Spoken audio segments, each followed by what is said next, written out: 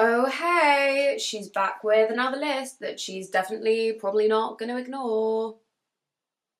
This is my official end of year TBR, everything I want to read before the year is over. But it is very much physical TBR edition because this year has been dedicated to reading my TBR, and if I do say so myself, I think I've done a very good job.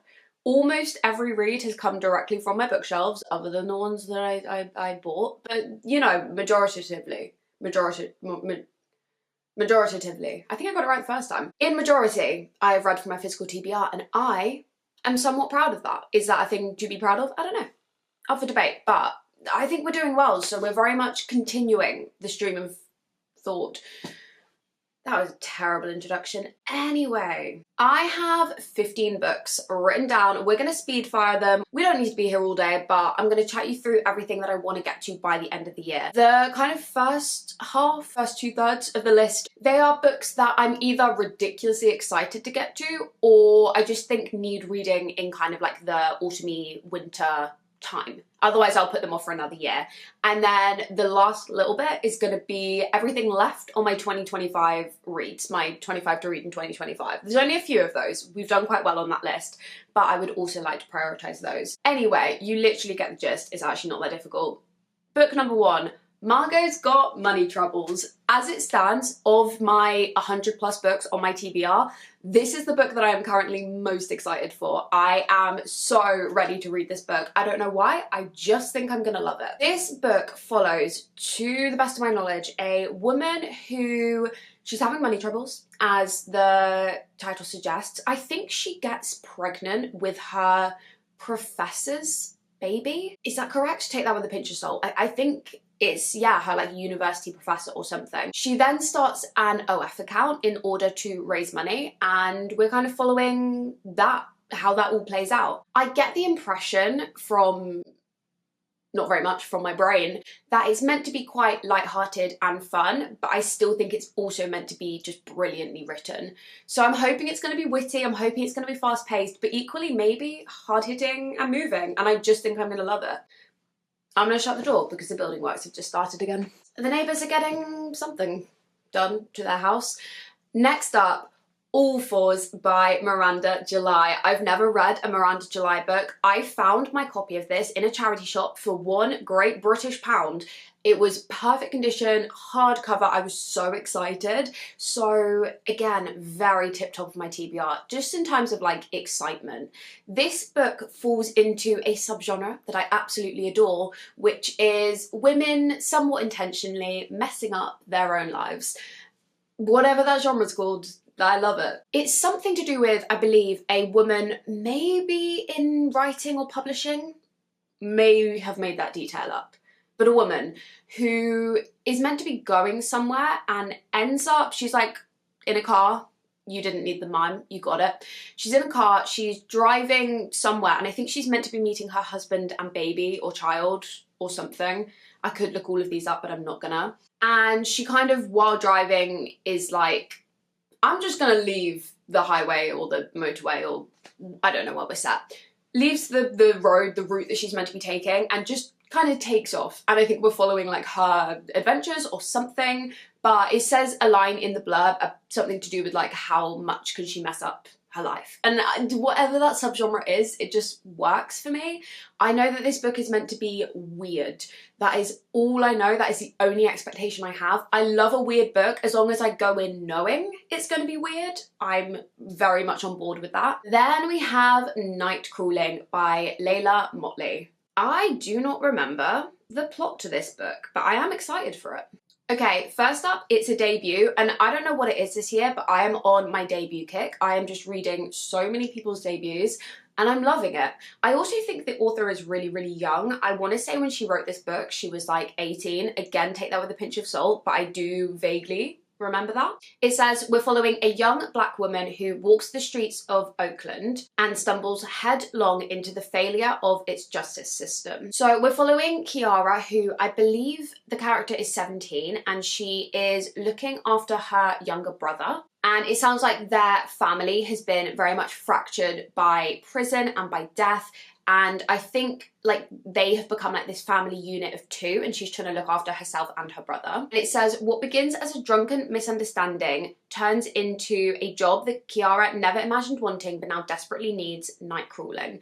I feel like this is not the blurb that I read originally, because this seems like a completely different plot from what I thought was going on. Either way, I'm excited. I've heard very good things, and I think this is going to be hard-hitting, heartbreaking, but I'm ready for it. I love a sad book, and I've just heard the most impeccable things about this book, so very excited. Moving on, book number 4. Very different vibes. Scythe. This came up in I think it was a reading wrapped up books video. Why do I keep miming everything today? You guys know what I'm talking about. Or maybe you don't, I don't know. I unwrapped Scythe. I was just not in the mood, so I swapped it out, and I knew you guys were going to be sad about it because I know this book is beloved and I want to read it, and I own the entire series, so I'm committing, like I'm gonna read it.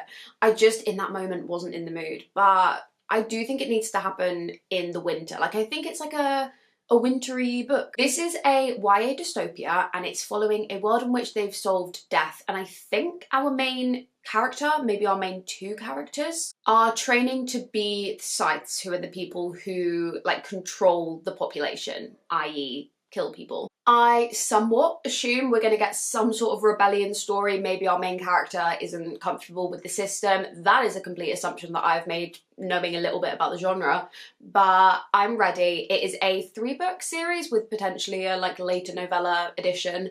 I own the 3 main books. The first one particularly is a bit shorter, then they get chunkier, but I hope I'm gonna love it. So need to prioritize that one. Then I had to include this on the list because non-fiction does tend to get a bit neglected in my mind. Beautiful Boy, which I've seen and loved the film for. I've watched the film so many times, and I'm not a huge rewatcher of films. In fact, I'm just really not a rewatcher, like full stop. There's maybe, I reckon, 5 films ever, maybe 10 films ever that I've seen more than once. Like I just don't tend to rewatch things. Same with books, don't tend to reread them. I have seen Beautiful Boy probably 3 times, which isn't a lot to other people, but it is to me because I don't rewatch films. Beautiful film, beautiful story. This is the non-fiction book that film was then based on, and it is a father's perspective of his son going through addiction and I guess how it affects him directly and how it affects the father. I don't tend to reach for the non-fiction on my shelves. I've only got a handful, but they do tend to get a little bit neglected when I'm picking books to read for videos. So I just want to prioritize this one. If I can get to it by the end of the year, I think that would be gorgeous. Potentially, if I don't get to some of these, they are contenders for my 26 to read in 2026. God, that's the first time it's occurred to me that like 2026 is coming.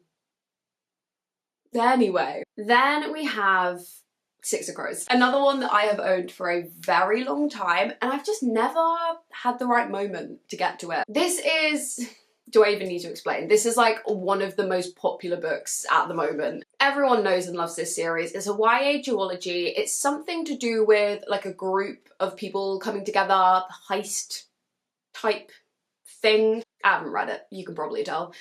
I'm not huge on like the heist format for a book, which is probably why I've kind of put it off, but I thrifted one of the 2 books, I can't remember which one, and then bought the other one, or I think I actually got gifted the other one. So it's kind of like opportunity arose, if you know what I mean. Like I just found it and thought, okay, we'll give this series a shot because I know it's so popular. I then thoroughly put it off because I was like, oh, I'm not super into YA fantasy or heists. Nonetheless, people love it. I kind of want to know what the hype is about, so I would like to get to at least the first book, if not both. Then we have The Running Man by Stephen King. This and The Long Walk film came out really, really close together recently. I watched The Long Walk film because the book is literally one of my favourite books of all time. And I think even though the film did change a lot and they changed the ending, I still love the film and I think they did such a good job and the acting in that is impeccable. I have been avoiding watching, is it a film or is it a TV series? I think it's a film. Either way, I've been avoiding watching The Running Man because I want to read it first. This has been on so many TBRs this year and I just haven't got to it, which is kind of abysmal on my part because it's such a short book. there's really no reason that I didn't read it other than it just kept not fitting into videos. I think I tried to get it into videos so many times, but a lot of my videos revolve around randomly picking and it just never got randomly picked. So here we are, hoping that it can come up once again. This follows some sort of deadly television show. I think you have to survive for 30 days. It's something to do with everyone trying to kill you or something. And I think the record that anyone has ever survived is 8 days and you have to do 30. And then there seems to be some degree of the show being rigged. That was the impression I got from the blurb. I think it sounds brilliant, but just keep putting it off. Hoping I love that. Then we have an author who has very much already landed herself in my top 10 of the year. I read The Rachel Incident this year. I loved it. I don't know where in the top 10 it will be, but it will be high. Promising Young Women is the other book on my TBR by this author, and based on how much I adored The Rachel Incident, I'm so excited for Promising Young Women. This one follows, I want to say her name's Jane. Again, I could look these up. I'm gonna look it up. Oh, I think her name's actually Jolly. Where did I get Jane from? Anyway. Oh no, she is called Jane. Huh? Oh no, okay. Jane, we are following Jane, works in an office. She is also an agony aunt called Jolly. And this is something to do with this woman working in this office, and she tries out, I think she's going through a breakup and she's like going through a really hard time, and she tries out the role of the other woman and she starts having an affair with, I think it's her boss or like a boss in her company. That is kind of all the information I have, kind of everything I need to know, honestly, because of how much I adored The Rachel Incident. I just think I'm gonna love it. I love Caroline O'Donoghue's writing. So again, just have very high hopes for this one. And it's just one that's so tip top of my TBR. It doesn't necessarily need reading in winter, but I just want to get to it ASAP. Okay, that is part 1 done, and then part 2, I'm going to do them quite quickly because I do feel like I've banged on about these books quite a lot. But these are the 7 books left on my 25 to read in 2025. So we have to prioritise these, and I kind of want to do another video, I just did one, of randomly somehow picking books from this list to finish off my 2025, or some degree of reading 7 books in 7 days, but that seems like quite a lot when I'm literally having the busiest few months of my life. But anyway, book number 1, Ghosts, Dolly Alderton's debut. I loved Good Material when I read it. Are we coming up on like 2 years ago? I read it a while ago now. I just love her writing style. She has such a comforting way of writing. She follows generally protagonists in their 30s and it just feels relatable, comforting. The plot of this one sounds somewhat similar to Good Materials, but like with a twist. Well, I mean, this one came first, but I'm just excited to get into more of her writing. Then, love theoretically Ali Hazelwood. Have never read an Ali Hazelwood, which is why I put it on this list.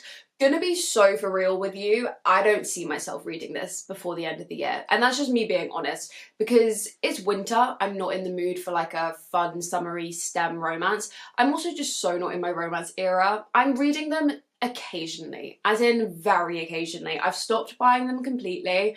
I will definitely read romance like on my channel every now and again, but do I see myself reading this in the next 6 weeks or however long we have left? Honestly, no. Unless it gets randomly selected for a video, I'm definitely not gravitating towards it currently. But that's just me and the genre. Then, We Love You Bunny, Mona Awad. This is one of the only, oh actually Ghosts as well, but one of the only books on this list that I don't physically own, but I would still love to get to it. This is the follow-up, although I've heard it's also slightly prequely, but it's sequely as well, to Bunny, which is kind of horror, but just like weird girl fiction. Bunny follows these girls in a university, a kind of cult situation. I won't say too much. It's a slightly confusing book, but it's great. It's so vibey. This book, the sequel slash prequel, I guess, is one of the, I think the main girl has written a book about the other bunnies and they don't like how they're portrayed, so they kidnap her.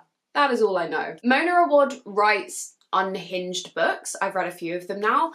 I'm so ready for another one. Did this book need a sequel? No, it very much didn't. It worked fine as a standalone, but I'm gonna read it anyway. I haven't really heard any reviews. I've had one friend who read it. Other than that, I don't really have any opinions, so I don't really know what to expect. So if you've read it, tell me what you think, particularly if you liked it, but tell me anyway. Then The Boyfriend by Freida McFadden. I think I just randomly put a Freida McFadden on this list because I was like, I'll want to read one at some point. And then I feel like I read loads of her other ones and not the one that I put on this list. Anyway, I put The Boyfriend on. This is something to do with a woman maybe in New York who starts dating a guy who then may or may not be a serial killer. Something like that. There's probably a psychopath. It's a Freida McFadden book. Yeah, I've read a couple of her other books this year, but I just didn't read this one. She's Always Hungry, Eliza Clark. Why have I not read this? Why? I love Eliza Clark. She's one of my favourite authors. Her books are great. This is her short story collection, which is the only reason I've not read it immediately, because short stories are not my favourite thing. But Eliza Clark is. These are feminist, horror, literary short stories. Don't know anything else other than that. They follow the theme of hunger, I think, to different degrees. That's all I know. Another one that is really, of like the 7 remaining, tip top, that I would like to get to before the end of the year. Then we're so nearly done. Alone with You in the Ether. I am so scared of this book because I have started it multiple times. When I say started, I mean read like the first page. That is really it. I started the audiobook a couple of times and was not remotely able to follow it. I think I need to read it physically. I think I might love it. I think I should love it, which is why I got it in the first place.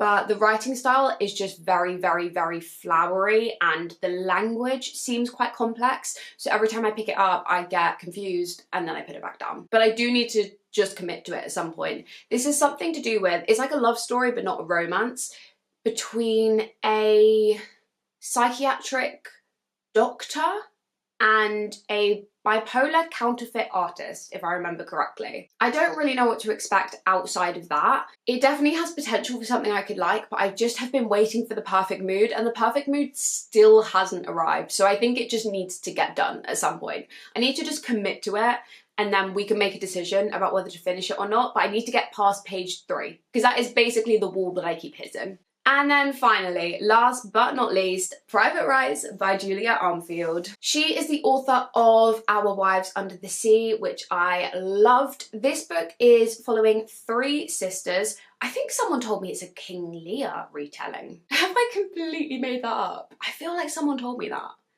Anyway, 3 sisters reconnecting over their father's death or imminent death and a deadly rainfall. How those things connect, I don't know, but those are the vague images I have in my brain. Her last book was following these 2 wives separated by a submarine accident, one wife trapped, and then the return, and it was very like metaphorical, strange, almost horror-y, but it was beautiful and it was brilliant. So I have very high hopes, and again, I think thematically, this will fit perfectly into this season. So again, another one, I mean, obviously the whole point of this video is I want to prioritize all of these, but I want to prioritize some more than others.